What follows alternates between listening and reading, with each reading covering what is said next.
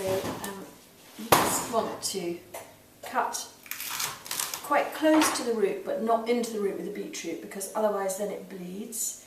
And just remove the shaggiest bits of root.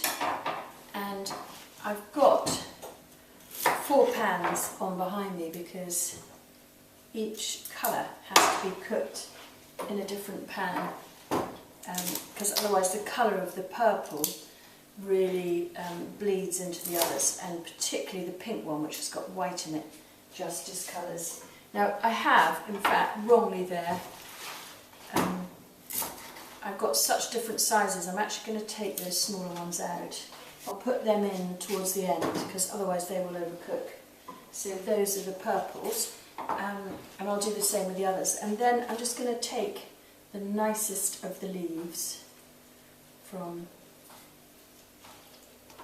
each of the roots. So any of the kind of old yellowy ones like that I'm going to discard, obviously.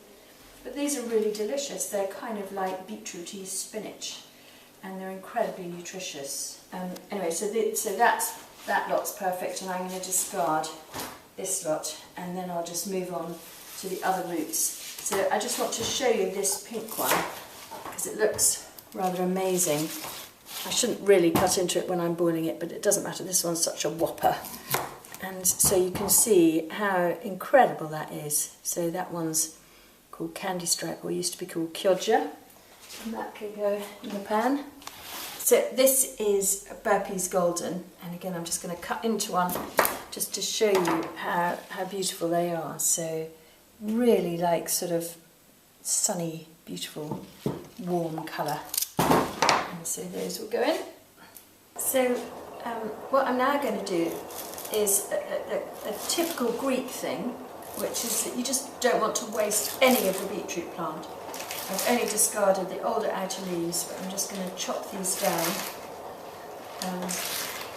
and use these in the middle of the salad. And then the stems are beautiful because we've got these 3 colours, rather like rainbow chard, so it'd be crazy to waste them. Beetroot are cooked now. Ones like this took about half an hour. They're quite big, these ones, but you can see how incredibly fresh they are, because it's unbelievably easy to peel them.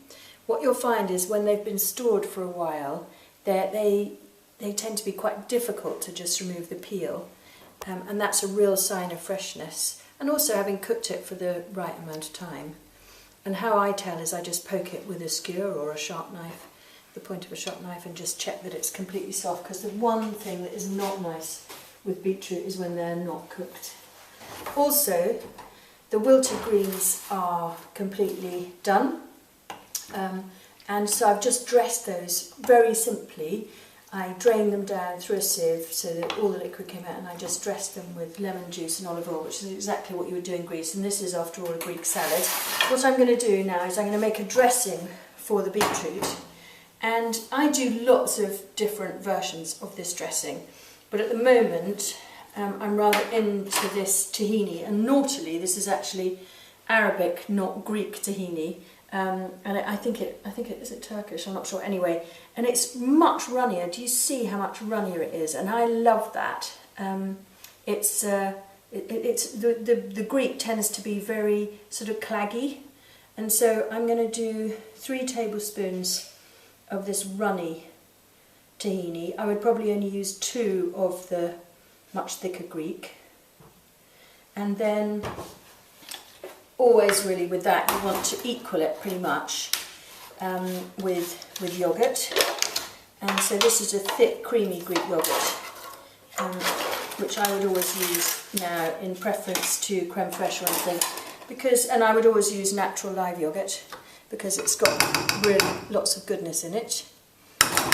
So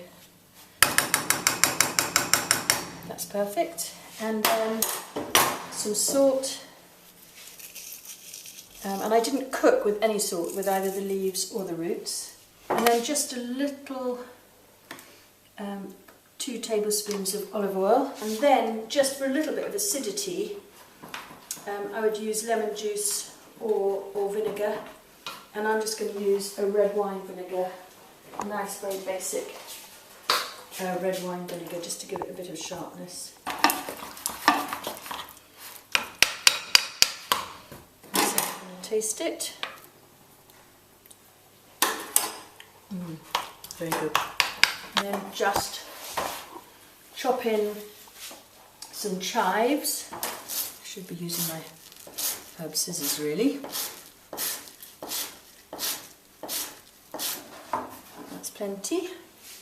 I'll put some more over the top. And then the classic Greek oregano. This is the proper wild Oregano vulgare that we grow from seed.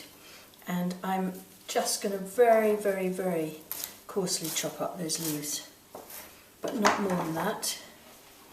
So that will go in. Now if you're worried that it's a bit too thick, that's not a problem, because you just can thin it down a little bit with some water. That's more like the texture that I want. Perfect. Just taste again. Yummy. Okay, so then in this bowl I'm just going to coarsely chop my beetroot, and you'll see all the different colours, and they will mix now in the bowl, in the plate, but so that this one is the stripy one, which once you cook it, it loses that very strong gradation and just turns into a rather nice sort of honey colour. This is the classic Boltardi, which you want to keep away from the others because otherwise it stains them. And this is Burpees Golden.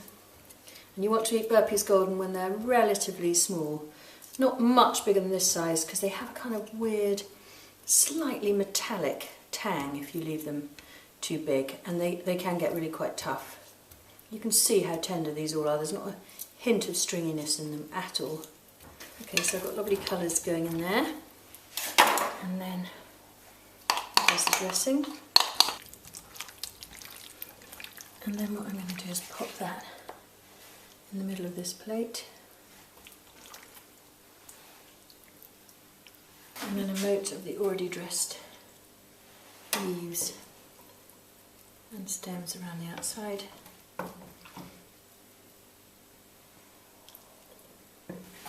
Some toasted hazelnuts, which I'm literally just going to crush in the pan. I can leave some whole, that's completely fine.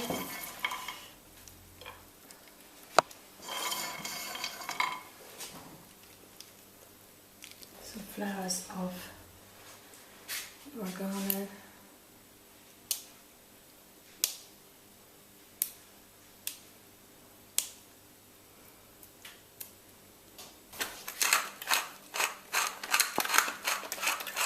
Some pepper.